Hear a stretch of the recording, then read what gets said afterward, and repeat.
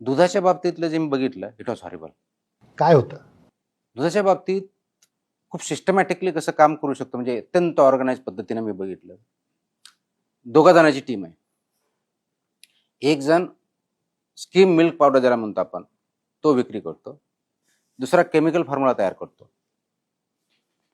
एक जण तो समोरचा जो डेअरीवाला आहे किंवा एखादा बिझनेस पर्सन आहे किंवा इव्हन फॉर दॅट मॅटर अगदी शेतकरी आहे याच्यापर्यंत ते स्किल मिल्क पावडर विकतो आणि त्याला सांगतो की हे आपण तुमचं जे 30 रुपयाचं किंवा 35 रुपयाचं दूध आहे आपण 15 रुपयात बनवू शकतो.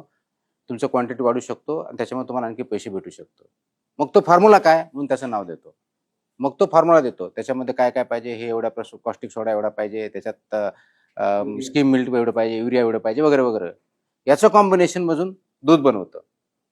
गाईच्या दुधाला जर 35, 40, 45 रुपये लिटर असेल तर ते हे पॅरलल सिंथेटिक मिल्क हा 15 रुपये लिटरने बनवतो किंवा म्हैशीचं असेल सर्वसाधारण 30 रुपयांनी बनवतो. तर 100% प्रॉफिट होतो. मग ते त्याच्यामध्ये मिक्स केलं जातं किंवा तसंच विकलं जातं. त्याच्यामध्ये शॅम्पू पण वापरलेलं बघितलं आम्ही. शॅम्पू? हो, शॅम्पू पण वापरलेलं बघितलं. हे ऍक्च्युली लाईव्ह पकडलं आपण त्याच्यामध्ये.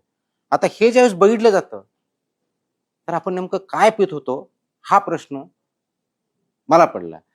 म्हणजे सबस्टँडर्ड एका वेळेस आलं की पाणी टाकलं कमी झालं तर हे इथपर्यंत आपण ऍक्सेप्ट करायचं विच इज नॉट ऍक्सेप्टेबल असं पण केलं तरी.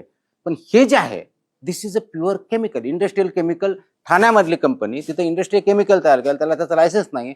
हा इकडे कुठेतरी तिकडे सोलापूर जिल्ह्यातून तिकडून मिल्क पावडर याचं कनेक्शन असं आणि याच्या सगळ्या चार्ट आहेत आपल्याकडे. त्याचं ट्रेसिंग केलेलं आहे. त्याचे मोबाईल नंबर आपण वॉचवर ठेवले होते विथ ड्यू परमिशन. त्याच्यानंतर हे इन्व्हेस्टिगेशन उघड झालेलं आहे. तर हे खूप मोठं ऑपरेशन होतं. मग त्याच्यातून परत धागेदोरे लागलेले आहेत.